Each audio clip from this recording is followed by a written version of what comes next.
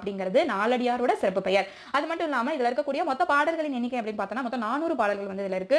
இயல்கள் வந்து 11 இயல்கள் இருக்கு. அதிகாரம் வந்து 40 அதிகாரங்கள் இருக்கு. அப்ப ஒவ்வொரு அதிகாரத்திலயும் ஒரு 10 பாடல்கள் இருக்கும். அப்ப மொத்தம் நம்மளுக்கு 40 அதிகாரம் இருக்கு. அப்ப 40 × 10 அப்படின்னு நம்ம பார்த்தோம் அப்படின்னா நம்மளுக்கு கிடைச்சது 400 பாடல்கள். அதுதான் மொத்த பாடல்களின் தொகுப்பு 400. அடுத்தது இந்த நாலடியாரை தொகுத்தவர் அப்படின்னு பார்த்தோம்னா பதுமனார். நாலடியாரை தொகுத்தவர் பதுமனார். இதுல பதுமனார் வந்து தொகுத்திருக்காரு. அடுத்தது வந்து ஒருத்தர் வராரு. அவர் வந்து என்ன பண்ணிருக்காருன்னா திருக்குறள் எப்படி நம்ம முப்பால்னு சொல்றோம். அதே போல வந்து இந்த நாலடியாரை வந்து அதே போல இவரும் திருக்குறளுக்கு இதை ஈக்குவலா கொண்டு வந்து இதையும் 3 பாலா வந்து தொகுத்திருக்காரு. சோ இதை வந்து முப்பாலாக தொகுத்தவர் அப்படின்னு சொல்லலாம். அப்படி இல்லைன்னா முப்பாலாக பகுத்தவர் அப்படின்னு சொல்லலாம். யார் அப்படின்னு பார்த்தோன்னா தருமர் அப்படிங்கிறவர் பகுத்திருப்பாரு. சோ முப்பாலாக பகுத்தவர் நாலடியாரை முப்பாலாக பகுத்தவர் வந்து தர்மர்.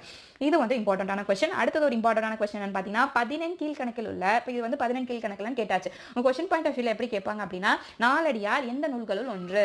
8 தொகையா 10 பாட்டா 15 மேற்கணக்கா